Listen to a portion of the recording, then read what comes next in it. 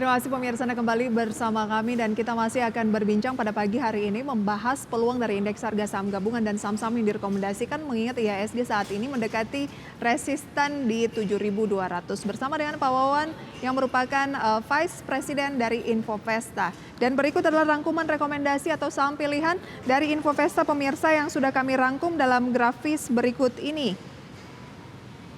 Antara lain pemirsa adalah saham BBCA, kemudian Astra International, dan ICBP direkomendasikan buy on weakness atau beli di harga bawah ya. Kita akan analisis dan ulas tentunya bersama dengan Pak Wawan. Pak Wawan, Anda masih merekomendasikan saham-saham khususnya big caps begitu ya, seperti BCA dan juga Astra, tapi big caps ini yang big caps senior dibandingkan dengan big caps yang pendatang baru ya. Kemudian ada ICBP juga dari Consumer Good. BCA terlebih dahulu, Pak. Ya, justru BCA ini menarik sekali ya ketika brandnya menyalip dia dan turun market cap-nya. Jadi harga saham BCA juga sedang terkoreksi. Tetapi kalau saya justru melihatnya ini kesempatan yang baik sekali untuk investor masuk.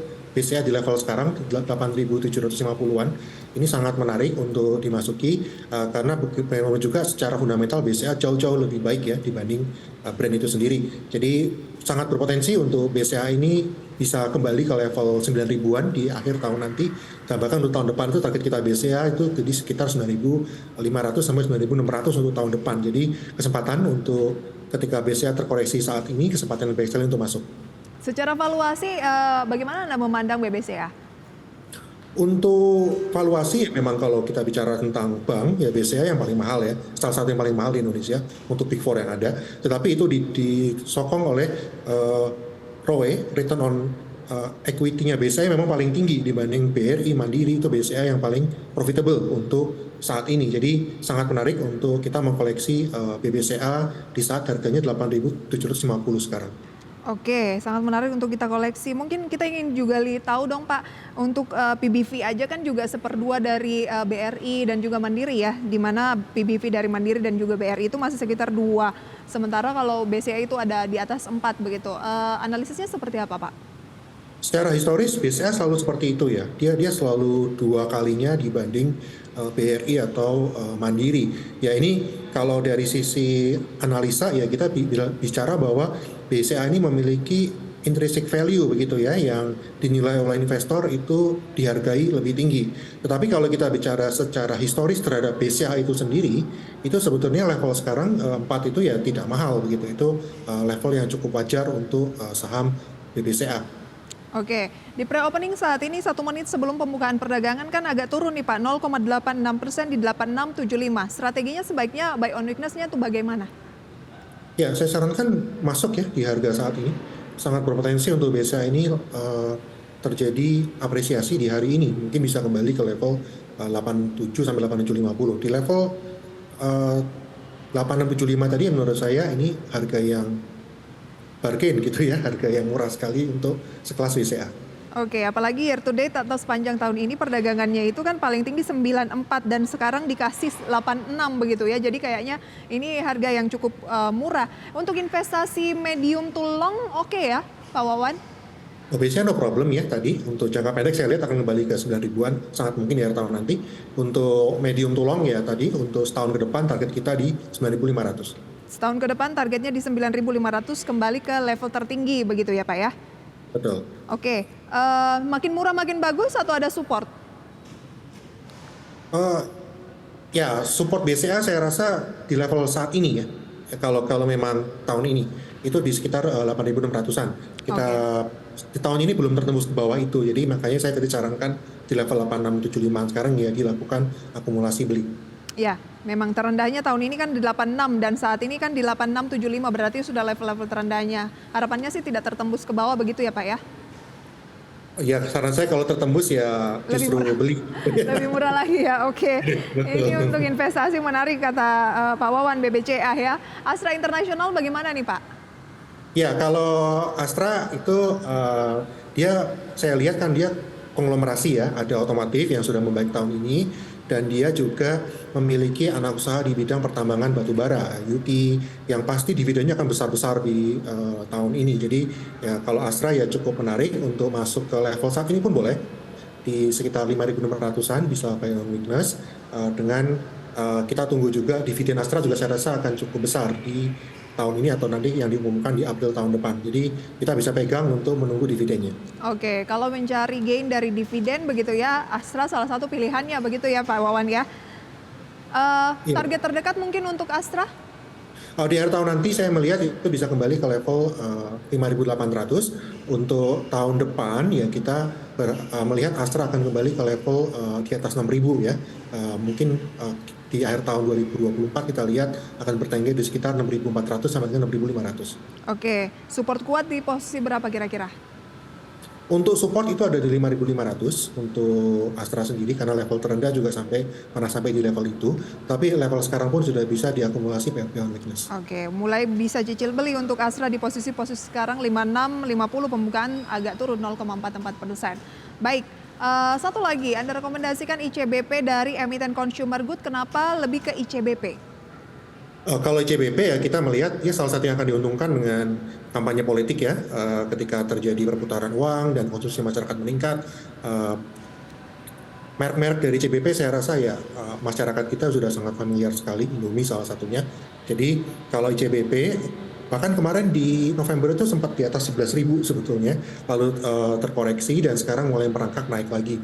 Jadi kalau agak berbeda dengan yang tadi BCA sama Astra kan trennya sedang turun, kalau CBP ini malah sedang rebound ya, sedang naik. Tapi juga saya sarankan tetap beli karena target kita di tahun depan untuk CBP adalah di sekitar 12.000.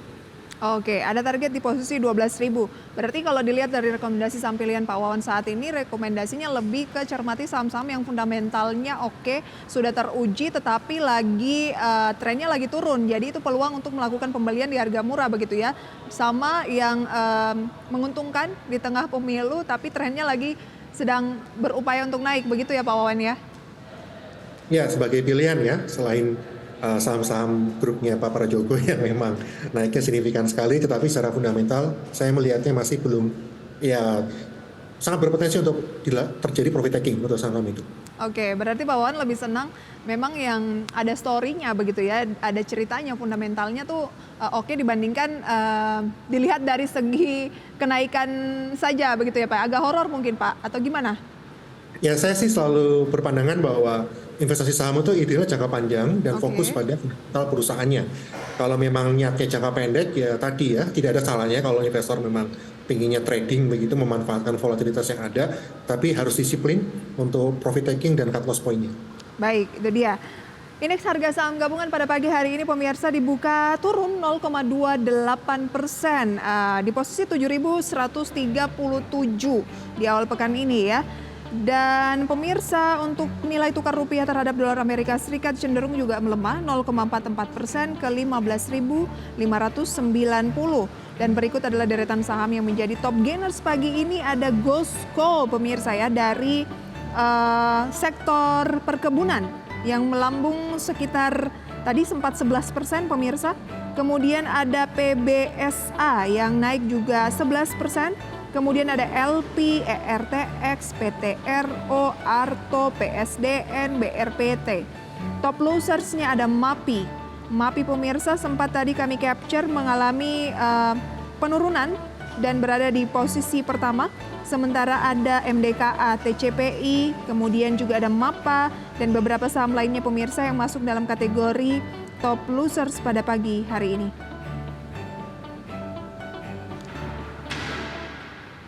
Ulasannya kami bahas pemirsa dalam satu segmen terakhir di Market Buzz usai jeda pariwara berikut. Terima kasih pemirsa Anda kembali bersama kami dalam segmen Market Buzz mencermati pembukaan perdagangan pada pagi hari ini yang dimana IHSG cenderung mengalami profit taking pemirsa. Saham-saham yang masuk dalam nilai transaksi terbesar masih saham seperti Goto, Gojek, Tokopedia 431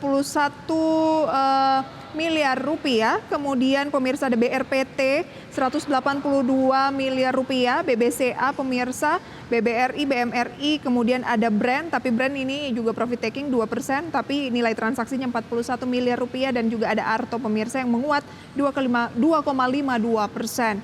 Saya tertarik ke Arto Pak Wawan. Semenarik apa Arto? Adakah ini juga karena ada story dari Goto yang kerjasama dengan Tokopedia yang kerjasama dengan TikTok begitu ya, atau seperti apa? Ya, kalau Arto sendiri ya memang kita sudah melihat dia sudah profit, tetapi profitnya itu ya masih relatif ya biasa saja begitu ya untuk ukuran bank gitu. Relatif kecil juga. Jadi sekali lagi ini kalau Arto ya saya sangat yakin ini terpengaruh oleh transaksi yang TikTok masuk ke Goto ya, terutama di Tokopedia-nya. Pasti akan investor akan melihat bahwa karena itu satu ekosistem, Arto pasti akan jadi ikut di dalam transaksi yang mungkin terjadi. Jadi kalau ini yang bisa memberikan uh, tambahan baik itu dari sisi transaksi maupun dari sisi revenue untuk Arto. Apa rekomendasi untuk Arto, Pak? Arto sebetulnya secara valuasi tidak murah juga ya untuk level pendapatan dia. Tapi ya kalau berasumsi bahwa oh ini dengan transaksi nanti di TikTok Shop lewat Tokopedia akan melalui Arto, ya memang pasti ada peningkatan pendapatan. Jadi kalau investor mau masuk, saran saya strateginya trading saja sih untuk fokus pada jangka pendek dan dengan profit taking yang jelas, misalnya 20%, 25% saya akan profit taking.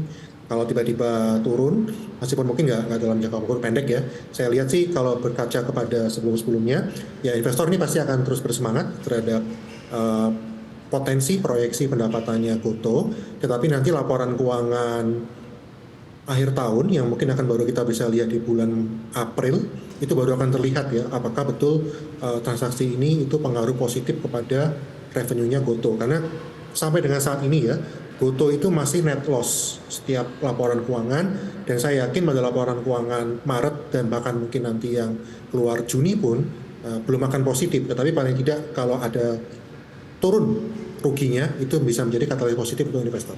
Oke, itu dia untuk Arto pemirsa. Sementara Gotonya hari ini melemah 4,63% di pembukaan dan ada Barito Pasifik pemirsa ya yang masih melambung hampir 5%. Satu pertanyaan terakhir Pak Wawan, ini kan kita juga menyambut keputusan dari The Fed di bulan Desember begitu ya, dan mengingat soal tenaga kerjanya di pekan lalu yang juga membuat Wall Street mengalami penguatan signifikan dan juga bursa Eropa. Kira-kira tipsnya di tengah ketidakpastian ini akan seperti apa, Pak? Saya tetap sarankan untuk akumulasi saham-saham tadi ya, saham-saham big cap yang sedang murah gitu, karena ketidakpastian itu bagian daripada investasi saham.